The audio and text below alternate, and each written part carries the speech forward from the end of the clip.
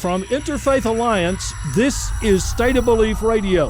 I'm your host, Reverend Welton Gaddy. As we follow the story of the state of Louisiana's allowing creationist teaching materials in the public high school science classroom and valiant efforts to push back against that kind of miseducation, an even bigger storm was brewing. It wouldn't be overstating the matter to say that Louisiana's Republican-controlled legislature, with the, I guess some would say, cooperation of Republican Governor Bobby Jindal, I might say the tyrannization of the governor, has been working toward all but privatizing public education. A voucher program of unprecedented breadth has just been signed by the governor. And this past Thursday afternoon, the Louisiana Federation of Teachers filed in court a challenge to the governor's program and the legislation that was passed. Fortunately, we have Pearson Cross, who has been on our show once before, to talk about the possible implications of what's going on there. Pearson is head of the political science department at the University of Louisiana at Lafayette. Pearson, welcome back to State of Belief Radio. Thanks, Welton. Good to be here. There is so much wrong with Louisiana's school voucher program. I mean, classrooms that don't exist yet, Bible-based science, math, and other courses, no structure for oversight. Where would you like to begin?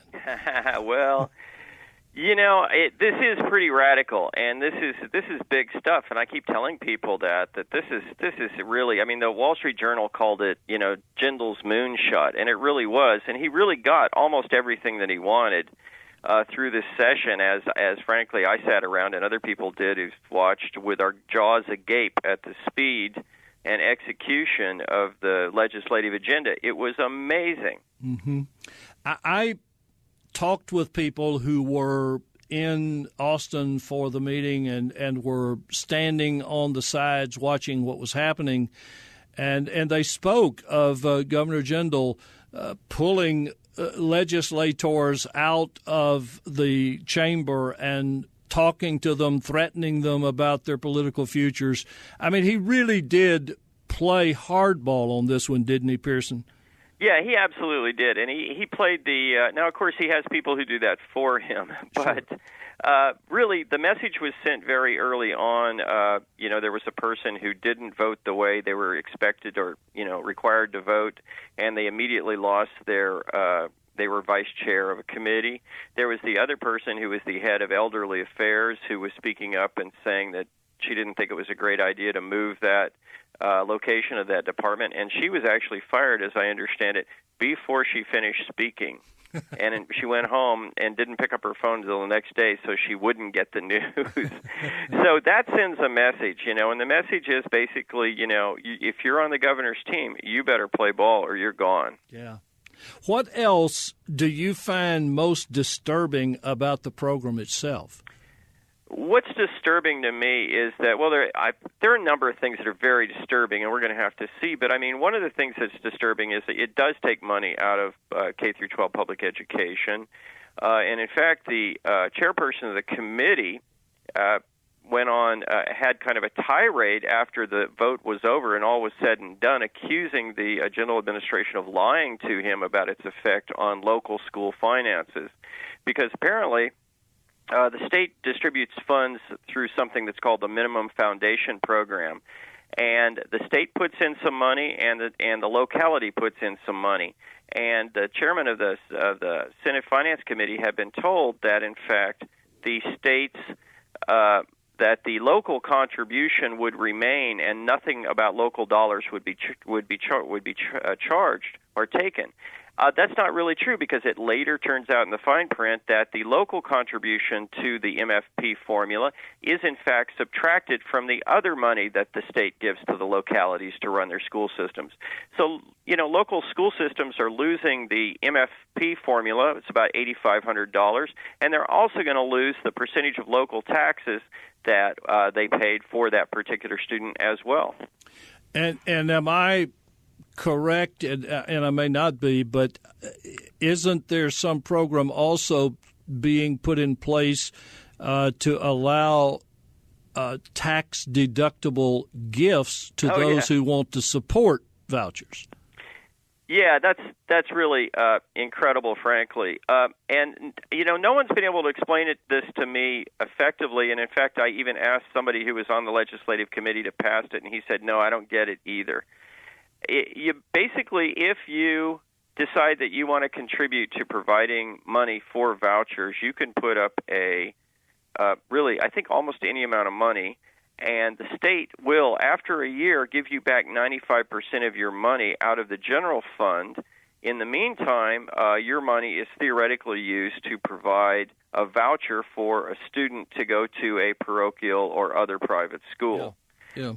So the whole system, I just can't figure it out. So how it all works, but clearly the state is on the hook for that money ultimately, and that's money that at the end of the day is going to come out of the money that goes to public schools.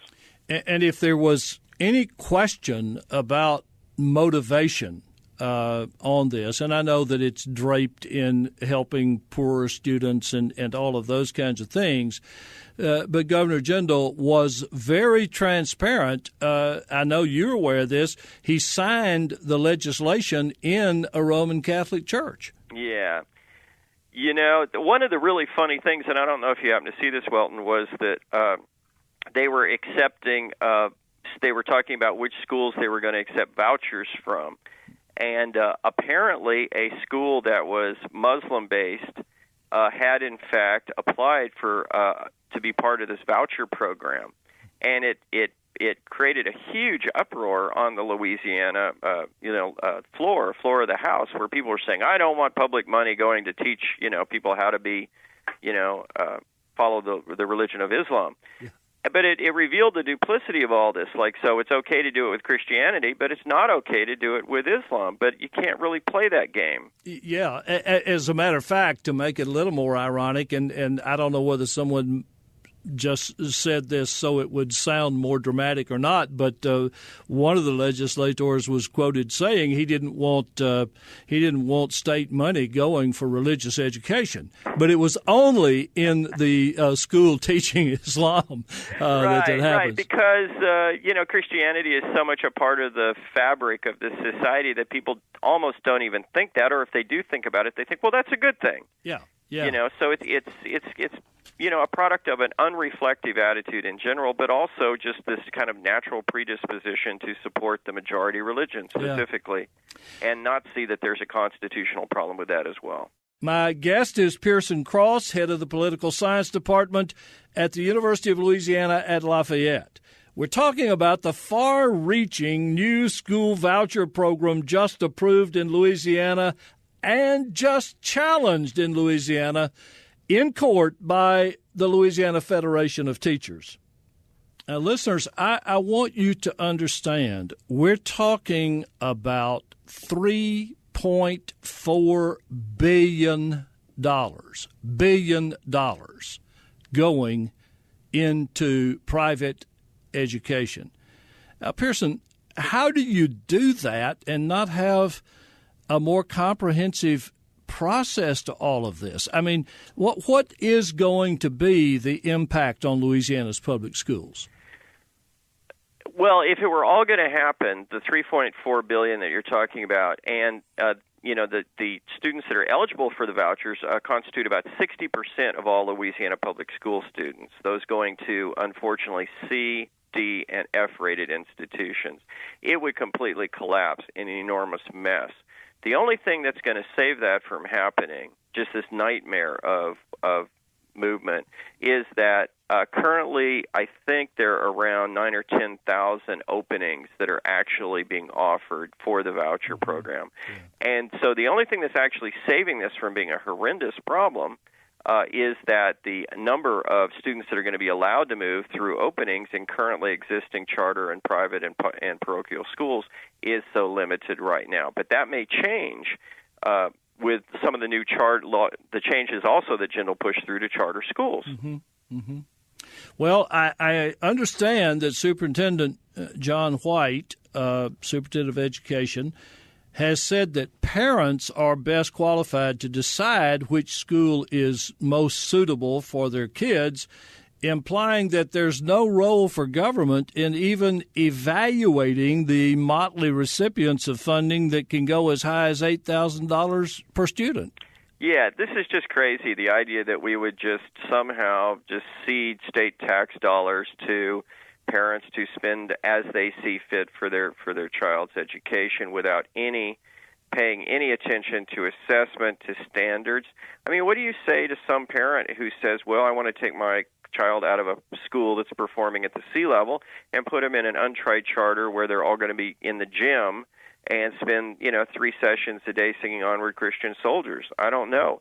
I mean, that parent may think that they're getting a better educational bargain. They may be hanging out with their friends, but it would be pretty hard to demonstrate it, from an empirical standpoint. Yeah, and I would think anybody would find it difficult to see that as education rather than indoctrination. I think, and this comes back to the whole matter of standards. I mean, there are no standards related to the places of education, and there are no standards related to the teachers. Isn't that right? That's correct. And the general administration has been very, active in making sure that whatever movements in the legislature, and there were some in the legislature to try to make sure that these schools that are offering vouchers and so on had to abide by, school state standards, had to have accredited teachers and all those kinds of things. And those were all tossed out. Those never made it. They got squished. Well, I'm glad you're a political scientist, and so you can explain this. Is this going to help Governor Jindal position himself for a vice presidential role in the Romney administration? Absolutely.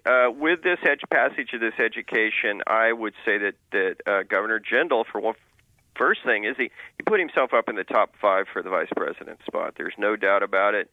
He has passed every, the far right's dream for education here in Louisiana, and he's done it at a time when no one else could do it. This establishes his conservative bona fides beyond a shadow of a doubt, and in some sense rescues him a little bit from his previous kind of disastrous entry on the national stage with his response to the Obama State of the Union address. So he has really resuscitated his standing. If he doesn't get the vice presidency out of this, if Romney should be elected, I would very much expect to see Bobby Jindal as Secretary of Education or his other expertise area, health and welfare. That's where he'd go. And one can only imagine what would happen at health and welfare. I shudder to think, but, if you made him Secretary of Education, that'd be like putting the fox in the henhouse. Well, we've seen this before. Remember when Ronald Reagan put James Watt in as Secretary of the Interior? Yep. That's right. I mean, there's a real sense that, one of the ways you undermine a government that you don't trust is by making sure that the stewards of that government are opposed to the fundamental missions. Okay, and that brings to the surface the fact that our founding fathers said that absolutely necessary in a vibrant democracy is quality public education available for everybody. Pearson, I mean, there is we're looking at something that is laughable, but also so serious that it's pitiable. What would it take? There's no question we have serious problems with the public education system in Louisiana, as do many others. What would work? I think anything would work better, but what would work better than this kind of voucher charter school approach? Well, in the school systems that have really worked, and in other countries we've seen this, there are a few things that work. Jindal keeps saying that, the most important thing for an education is a really well-qualified teacher in every classroom.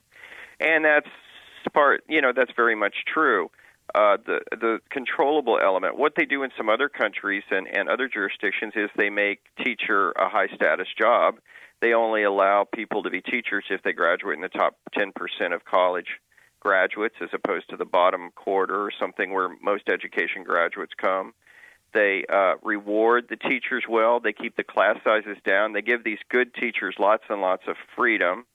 The other thing they do is they pay attention. Most other countries with high educational outcomes pay attention to the kind of corollary attitudes like child's health, child's welfare, the home environment. Is there violence in the home environment? Is it a stable home environment?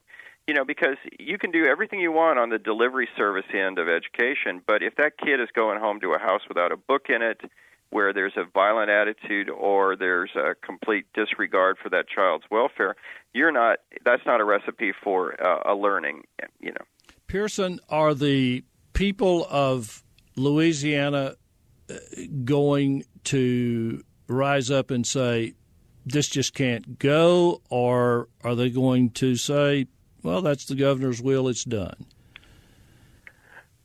Currently, I would say that it's the latter. Sadly, I think that most people think that are buying, they're drinking the Kool-Aid and they're believing that, the governor's reform proposals. I mean, it's pretty easy to demonize education in Louisiana, and along with it, the hardworking people who are doing their best on the front lines every day.